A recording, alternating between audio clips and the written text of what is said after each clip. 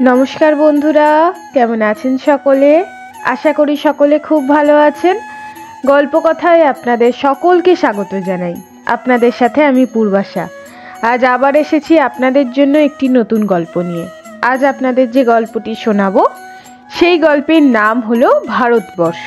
গল্পটি লিখেছেন সৈয়দ মুস্তাফা সিরাজ। সকলে শুনতে থাকুন গল্পটি। আশা করি সকলের খুব ভালো লাগবে। পিচের সড়ক বাগ নিয়েছে যেখানে, সেখানেই গড়ে উঠেছে একটা মস্ত বাজার। পিছনে গ্রাম, ঘন বাঁশবনে ঢাকা। গ্রামে বিদ্যুৎ নেই, তার মাঝে মাঝে বিমর্ষ সভ্যতার মুখ চোখে পড়ে। যখন কিনা কাঁচা রাস্তা ধরে সবুজ ঝোপের ফাঁকে এগিয়ে আসে কোনো যুবক বা যুবতী, পরনে যা পোশাক তা আমাদের কারখানায় তৈরি, কিন্তু বাজারে বিদ্যুৎ আছে। 3টে চায়ের দোকান, 2টো সন্দেশের, 3টে পোশাকের, একটা মনোহারির, 2টো মুদিখানার, আর একটা আড়ত আছে, একটা হাস্কিং মেশিন আছে, আর পিছনে ইটভাটা। চারপাশে গ্রাম থেকে লোকেরা আসে। রাত 9টা অবধি জোর জমজমাটি থাকে। তারপর সব ফাঁকা, শুধু কিছু আলো জ্বলে, কিছু নেড়ি কুত্তার ছায়া ঘোরে পিচের উপর। মাঝে মাঝে চলে যায় ট্রাক দূরের শহরের দিকে। আবার সব চুপচাপ। বাঁকের মুখে আদ্যিকালের বটগাছে প্যাঁচার ডাকও স্তব্ধতার অন্তর্গত মনে হয়। সময়টা ছিল শীতকাল। বাজারের উত্তরে বিশাল মাঠ থেকে কনকনে বাতাস বয়ে আসছিল সারাক্ষণ। তারপর আকাশ ধূসর হলো মেঘে, হালকা বৃষ্টি শুরু হলো।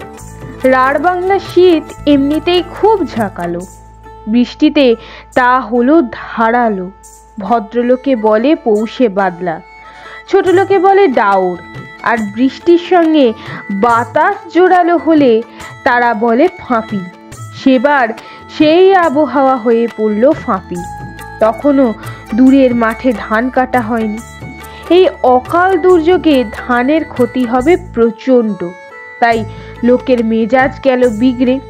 চাষাতুতো মানুষ চায়ের দোকানে আড্ডা দিতে দিতে প্রতীক্ষা করতে থাকলো রোদ ঝলমলে একটা দিন, এবং মুন্ডুপাত করতে লাগলো আল্লাহ ভগবানের। শেষ অবধি ক্ষিপ্ত কোনো কোনো যুবক চাষি চেঁচিয়ে বলে দিল, মাথার উপর কোনো শালা নেই রে, কেউ নেই মাথার উপর।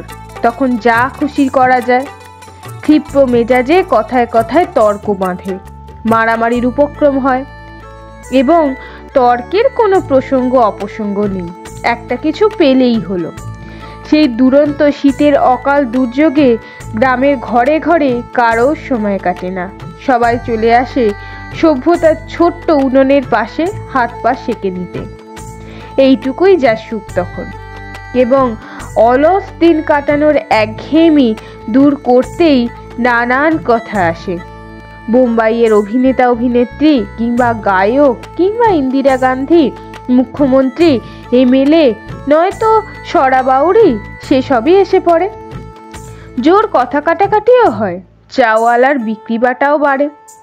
ধানের মরশুম, আজ না হোক কাল পয়সা পাবেই, তাই ধারের অঙ্কও বেড়ে চলে।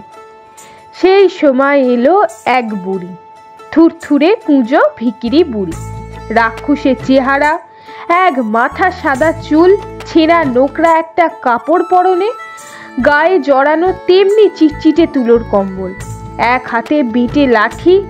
পিচের পথে ভিজতে ভিজতে দিব্যি একই তালে হেঁটে এলো। খয়া খড়বুটে মুখে তার সুদীর্ঘ আয়ুর চিহ্ন প্রকট। তর্কের মধ্যে চায়ের দোকানে ঢুকে চা চাইল সে। তাকে দেখে সবাই তর্ক থামালো। এই দুর্যোগে কিভাবে বেঁচে পড়তে হেঁটে আসতে পারলো সেটাই সবাইকে অবাক করেছিল। চা খুব আরামে গিলে বুড়ি সবার মুখের দিকে তাকালো, কিন্তু কিছু বলল না। তখন একজন তাকে জিজ্ঞাসা করলো, ও বুড়ি, তুমি এলে কোত্থেকে? বুড়ি বড় মেজাজি, গজগজ করে জবাব দিল, সে কথায় তোমাদের কাজ কি বাছা? ওরা হেসে উঠল, ওরে বাবা, ভারী তেজি দেখছি। এই বাদলায় তেজি টাট্টুর মতো বেরিয়ে পড়েছে।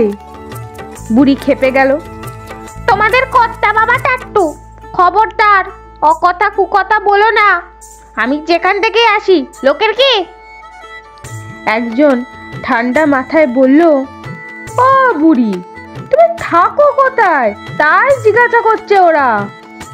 তোমাদের মাথায় বলেই সে কম্বলের ভিতর থেকে একটা ন্যাকড়ায় বাঁধা পয়সা খুলতে থাকলো। তারপর চায়ের দাম মিটিয়ে আবার রাস্তায় নামলো। লোকটা চেঁচিয়ে বলল, মরবে রে, নিঘাত মরবে বুড়িটা।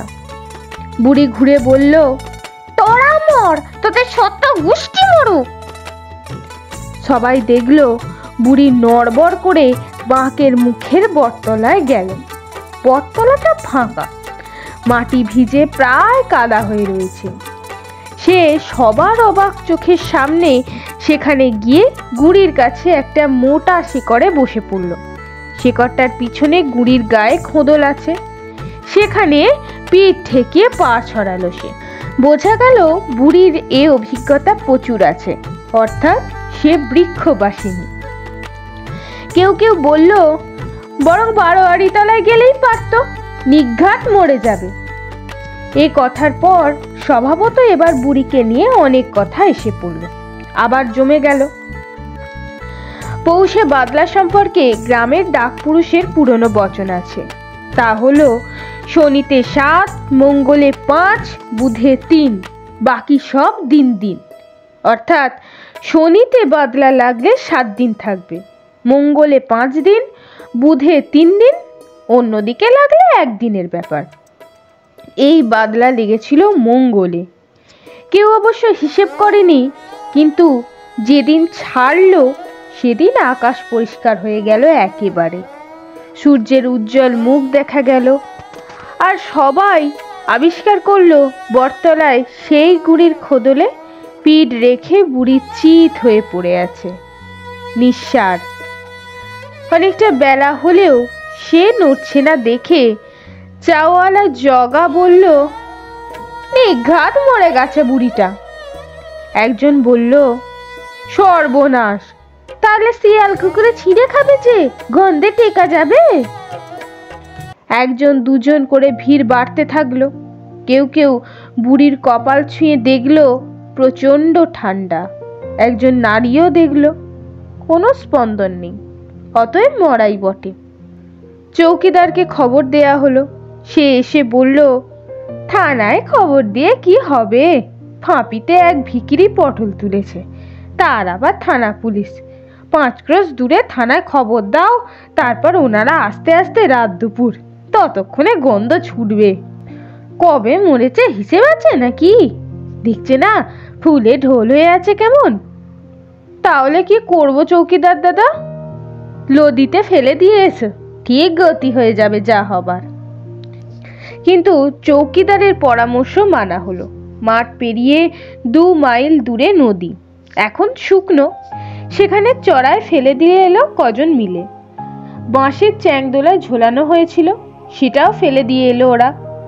বুড়ির শরীর উজ্জ্বল রোদে তপ্ত বালিতে চিত হয়ে পড়ে রইল।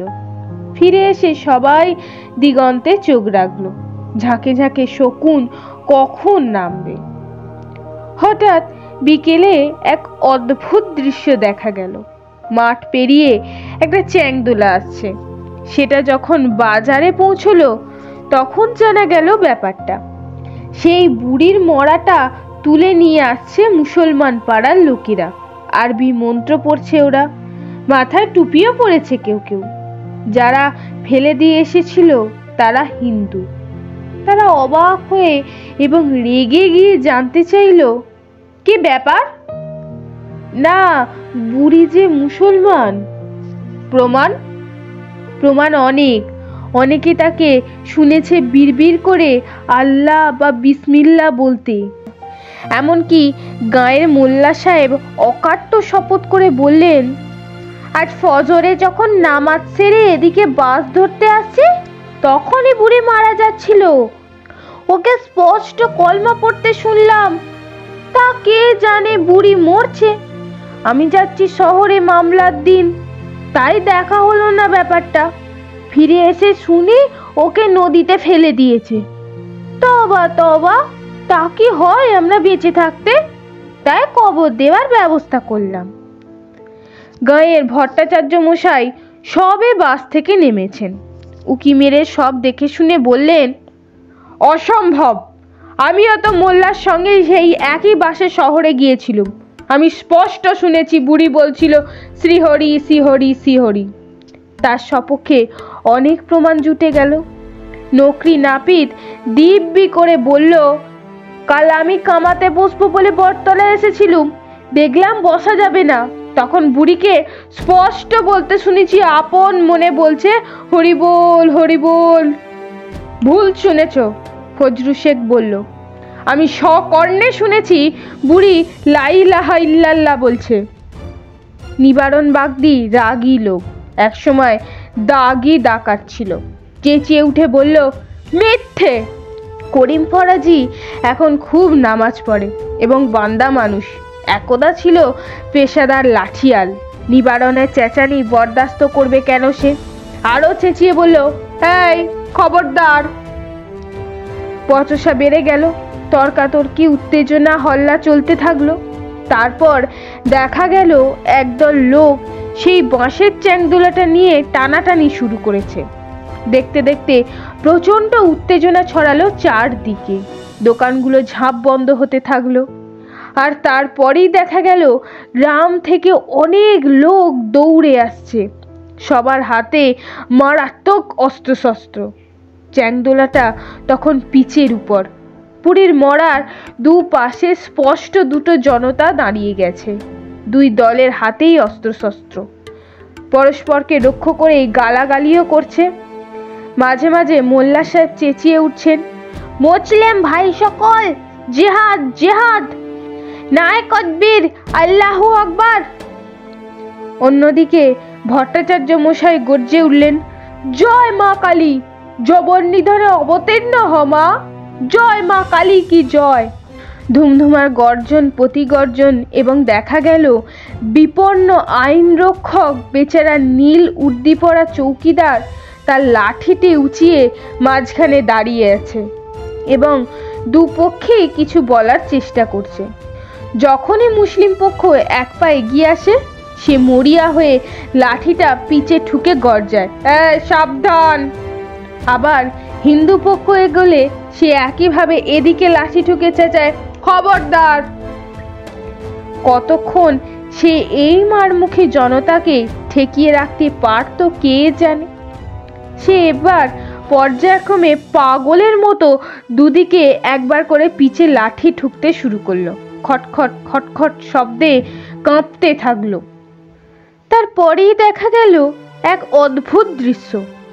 পুরীর মরাটা নড়ছে, নড়তে নড়তে উঠে বসার চেষ্টাও করছে। দুদিকের সশস্ত্র জনতা ফ্যাল ফ্যাল করে তাকিয়ে আছে। চৌকিদার হাঁ করে দেখছে। তারপর বুড়ি উঠল, উঠে দুদিকে তাকালো, ভিড় দুটোকে দেখলো। মুখটা বিকৃত হয়ে গেল। সেই বিকৃত মুখে ফ্যাল ফ্যাল করে হেসে উঠল সে। চৌকিদার এতক্ষণ মুখ খুলে বলল, বুড়িমা, তুমি মরনি? মর? তুই মর, তোর 14 গোষ্ঠী মরুক। দুদিকের ভিড়ও চেঁচিয়ে উঠল, বুড়ি, তুমি মরনি? তোরা মর, তোরা মর, মুখ পোড়ারা। বুড়ি, তুমি হিন্দু না মুসলমান? বুড়ি খেপে গিয়ে বলল, চোখের মাথা খেয়েছিস মিনসেরা? দেখতে পাচ্ছিস না? ওরে নরখে করো, ওরে শকুঞ্চ করো, আমি কি দেখতে পাচ্ছিস না? চোখ গেলে দেব, যা যা পালা। বলে সে নড়বড় করে রাস্তা ধরে চলতে লাগলো। ভিড় সরে তাকে পথ দিল। শেষ রোদের আলোয় সে দূরের দিকে ক্রমশ আবছা হয়ে গেল। তো বন্ধুরা, আজকের গল্প এতটুকুই। গল্পটি কেমন লাগলো অবশ্যই আমাকে কমেন্ট বক্সে জানাবেন। গল্পটি ভালো লাগলে একটি লাইক করে দেবেন। আমার চ্যানেলে নতুন হয়ে থাকলে চ্যানেলটিকে অবশ্যই সাবস্ক্রাইব করে যাবেন। এবং পরবর্তী কি গল্প শুনতে চান সেটি আমাকে জানাবেন। বন্ধুদের সাথে গল্পটি শেয়ার করতে একদম ভুলবেন না। আজকের মতো এতটুকুই। পরদিন আবার দেখা হবে একটা নতুন গল্প নিয়ে। সকলে খুব ভালো থাকবেন, সুস্থ থাকবেন, সাবধানে থাকবেন।